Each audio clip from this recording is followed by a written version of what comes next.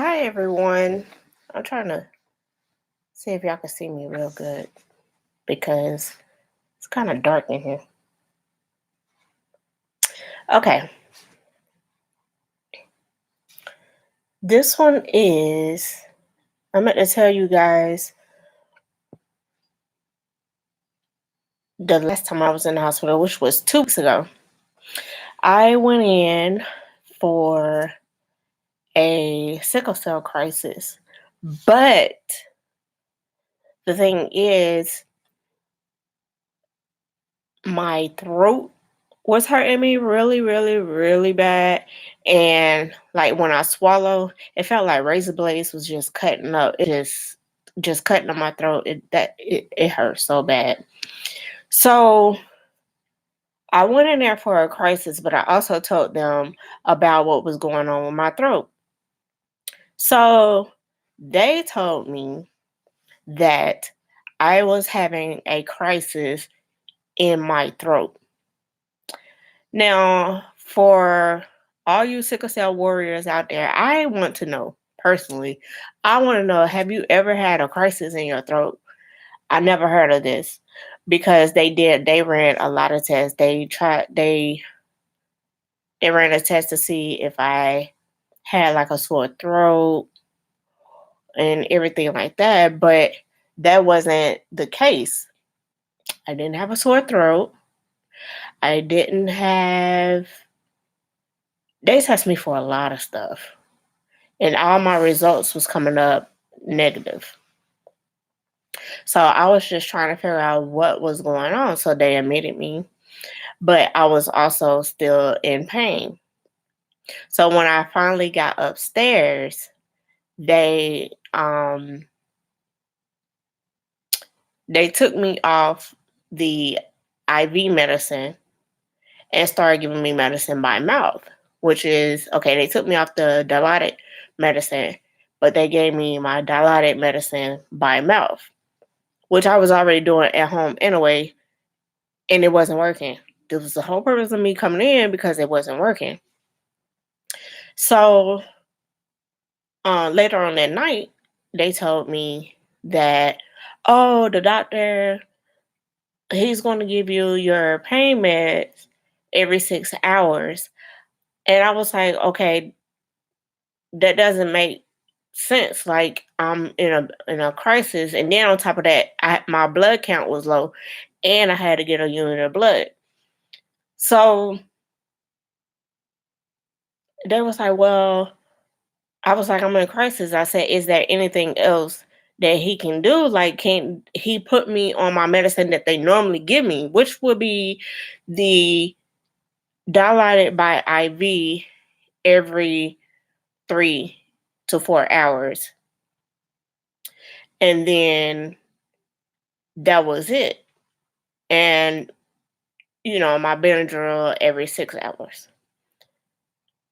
And she was like, well, no, I could talk to him and I'll get back with you. So she came back in the room and she was like, well, the doctor said that he was going to give you the Benadryl, the Dilaudid by mouth, and then he's going to give you the Tylenol for a breakthrough. Tylenol? Really? Tylenol is for sickle cell patients. Tylenol is like eating like a Skittle. Like, I looked at the nurse like, are you serious? I said, Tylenol is not, what is Tylenol going to do? Tylenol is not going to, that's not even a breakthrough pain. And like I told her, I was like, look, I could do this at home. I could do this at home. So she was like, well, I don't know what to tell you. I'm just letting you know what the doctor is prescribing you and what he's going to give you. And then she was like, well, do you want the Tylenol for your breakthrough? I was like, no. I just lay here and hurt until y'all release me tomorrow. So I said all that to say this. It's a lot of doctors, a lot of, let me rephrase it, a lot of new doctors that is coming in and they don't know a lot when it comes to sickle cell patients. Okay. I have ran into plenty of doctors that told me they didn't know a lot about sickle cell. Um, you you go to school for this. You your schooling does not stop after you graduate. You got to continue to do research. This is what I tell doctors all the time. You have to continue to do your research and everything on not just sickle cell, not just um lupus or cancer, or you have to continue to do your schooling and do research.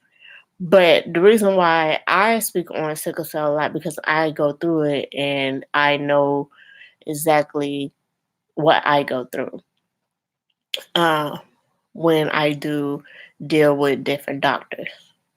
So when your patient is telling you, okay, this what helps me, and this is what's going to help me get out of the hospital faster, please listen to your patients because we know what we're talking about when it comes to our body and what helps and what don't help. So my advice to the doctors that are in the ER or in the hospital, please do your research and please listen to your patients, because when I was in there, like I had, I was hurting, but I also lost my voice because they was trying to see if I had strep throat. I didn't have strep throat. I didn't have a cold, but they did find out I had pneumonia. Um, and then, like I said, I lost my voice, so I had to write down everything to tell the doctor what I needed. So, doctors, when you come in and talk to your patients, and you guys ask us, okay, what will help you? Please listen to us on when we on. Please listen to us when we tell you, okay, this will help us. But some of y'all will ask, and then we tell you, and then you don't do it. I don't get that. What's the whole purpose of you asking? That's because you have a degree. Doesn't mean you know more. I mean, it's my body. So I should know my body. And I should know what helps me and what don't help me. So you guys, I'm getting ready to get out for here. I had to tell you about my experience about my hospital visit 2 weeks ago. Now, stay tuned tomorrow. Tomorrow, we tomorrow I'm doing a video on how I met my husband. So both of us is going to be on here tomorrow on how we met. And if you see me not saying too much, because he is telling the truth when he tell you guys. So you guys got to stay tuned on how I met my husband. So if you please could you please like, share my video. If you have any questions, I will be happy to answer any questions that you want to know about sickle cell, about